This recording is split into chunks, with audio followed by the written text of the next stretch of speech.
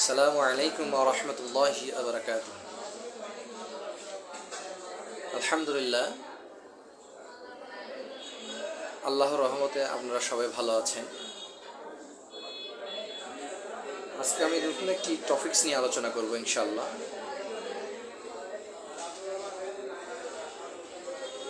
সেটি হচ্ছে অপচিকিৎসা। আমরা আমাদের অসুস্থতার সময়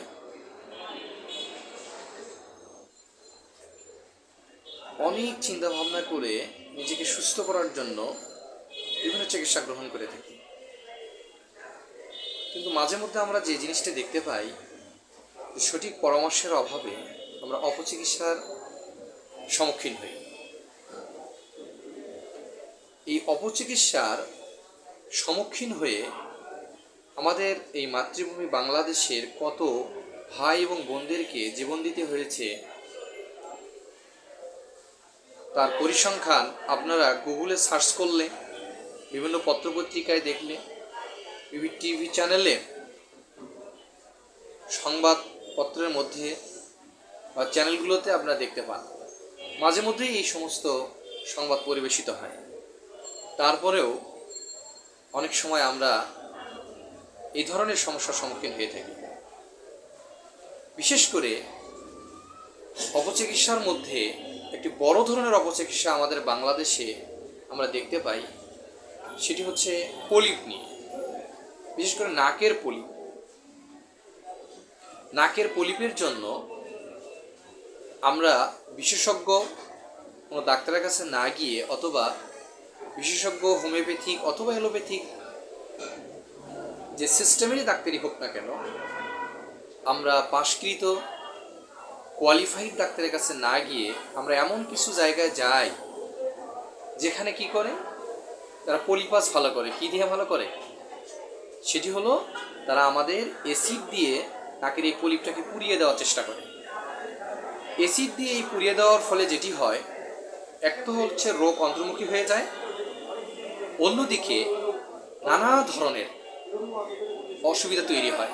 যেমন নাক পুড়িয়ে দেওয়ার কারণে, অ্যাসিড দিয়ে পুড়িয়ে দেওয়ার কারণে ক্যান্সারের মতো ভয়াবহ রূপ ধারণ করতে পারে, এবং আমরা অনেক রোগীকে দেখেছি ক্যান্সার এই পুড়িয়ে দেওয়ার কারণে ক্যান্সারে রূপান্তরিত হয়েছে, ঘা শুকায়নি, অথবা ওই জায়গার পুরা গোস্তটুকুই খসে পড়েছে।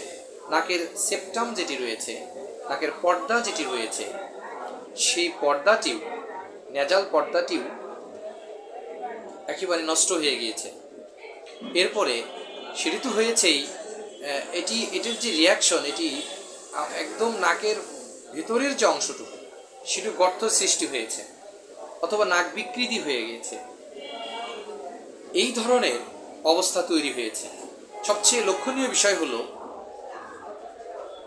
অনেক জায়গায় যারা পাশকৃত হোমিওপ্যাথিক ডাক্তার নন, অর্থাৎ কোয়ালিফাইড ডাক্তার নন, না বিএইচএমএস না অথবা ডিএইচএমএস, এই সমস্ত ডাক্তাররা যে কাজটি করে থাকে, এই অপচিকিৎসা তারা এমনভাবে করে থাকে, তারা অ্যাসিড দিয়ে পুড়িয়ে দিয়ে থাকে। পরে কি হয়, রুগীদের জিজ্ঞেস করলে বা কোয়ালিফাইড ডাক্তারের কাছে গেলে তারা বলে যে আমি অমুক হোমিওপ্যাথিক ডাক্তারের কাছে এটি করেছি।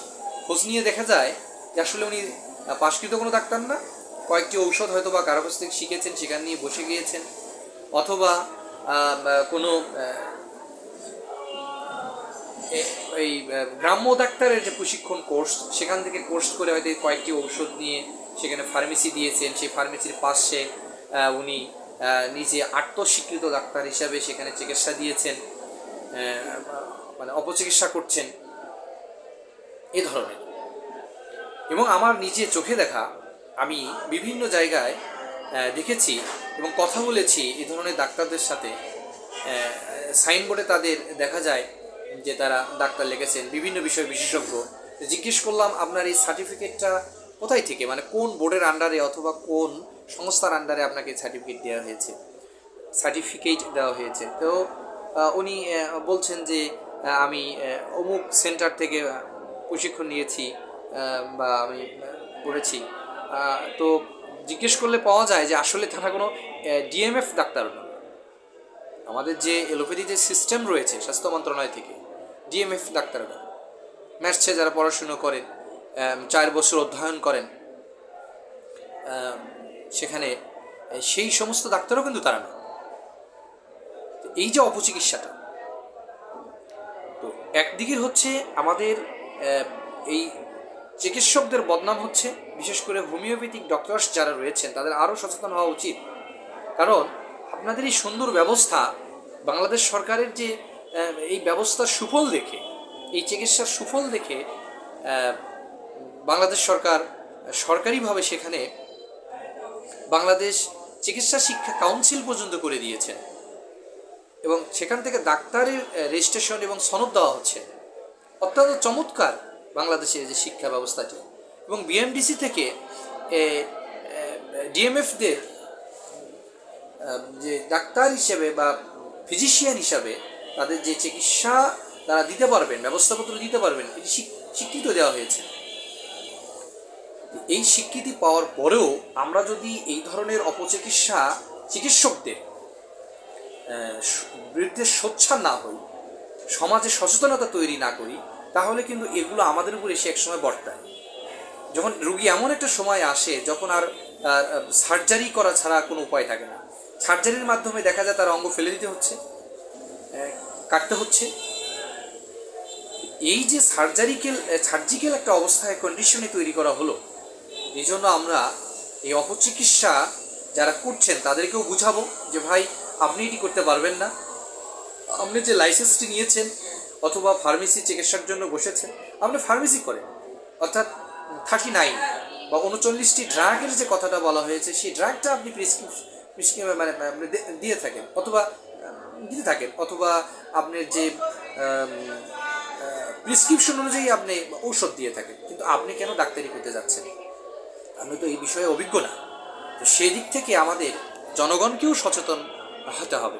যদি আমরা এই সচেতনতা অবলম্বন না করি, শুধু একপক্ষভাবে এই সমস্ত নিজেরা গেলাম, সেখানে দেখলাম না সাইনবোর্ড, তাদের অবস্থা, রেজিস্ট্রেশন, অনেক কিছু আমরা দেখার অবশ্যই রুগী হিসেবেও আমাদের সচেতন হতে হবে। এই অ্যাসিডের যে ভয়াবহতা, এই যে কত মানে মানে একটা ভয়াবহতা আপনারা আমার স্ক্রিনে দেখবেন, যেখানে আমি একটি ছবি প্রদর্শন করেছি। সেখানে ছবিগুলোতে এই অ্যাসিড দিয়ে পড়ার কারণে যে একটা ভয়াবহতা সৃষ্টি হয়েছে, আরও যদি আমরা গভীরে যাই, আরও যদি তদন্ত করি, আরও যদি আমরা রিপোর্ট তৈরি করি এবং সাক্ষাৎকার নেই, আমরা দেখতে পাবো অনেক শিশু, তারা এই অল্প বয়সী তাদের নাকের নেচাল সেপ্টাম তো নষ্ট হয়েছেই, এবং তাদের তালু নষ্ট হয়ে গিয়েছে, আলজিউভা যেটাকে আমরা বলি, এইখানে ইনফেকশন হয়ে সেটা কি নষ্ট করে দেওয়া হয়েছে। বড় ধরনের একটা মানে তাদেরকে বিপদের দিকে ঠেলে দেওয়া হয়েছে, ডিজিজের দিকে ঠেলে দেওয়া হয়েছে, সারা জীবন তাদের চেহারাকে বিকৃত করে দেওয়া হয়েছে। এই জন্য আসুন আমরা আরেকটু সচেতন হই এবং আমরা অপচিকিৎসা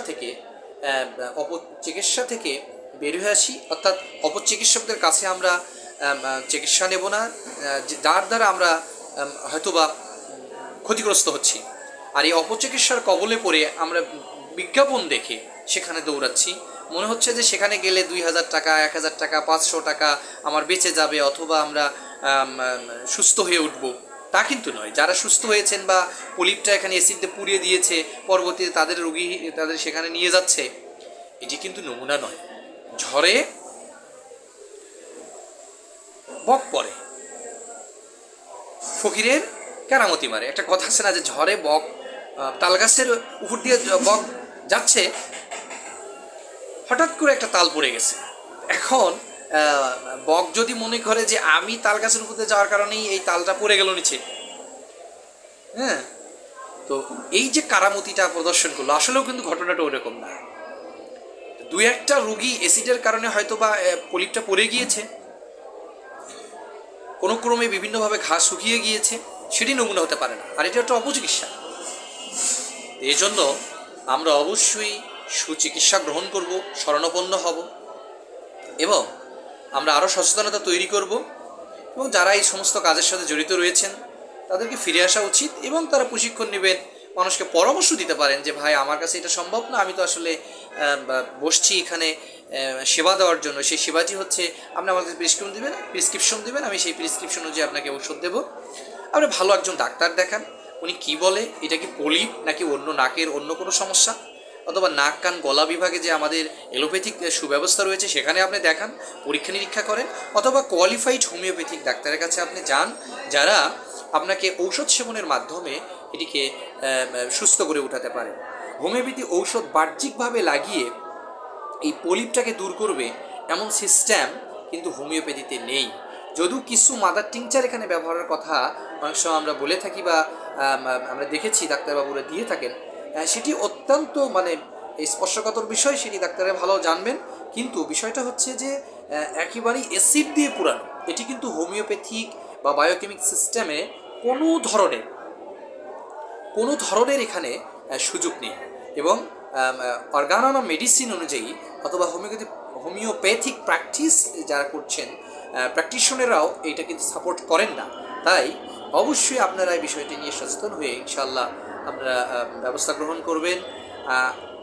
ইনশাল্লাহ আশা করি আমি আপনাদেরকে বুঝাতে পেরেছি। ইনশাল্লাহ আপনারা এই ব্যাপারে সচেতন হয়ে সুচিকিৎসা নিয়ে সুস্থ জীবনযাপন করবেন। আল্লাহ রাব্বুল আলামিন আপনাদেরকে অপচিকিৎসার হাত থেকে রক্ষা করুক এবং সেখান থেকে বের হয়ে এসে সুষ্ঠু চিকিৎসা নিয়ে এবং ভালো পরামর্শভিত্তিক চিকিৎসা নিয়ে আপনি সুস্থ হয়ে উঠবেন, এটাই আশা রাখছি। আল্লাহ আপনাদের সেই সুস্থতা দান করুক। এই বলে আমি শেষ করছি। আসসালামু আলাইকুম ওয়া রাহমাতুল্লাহি ওয়া বারাকাতুহু।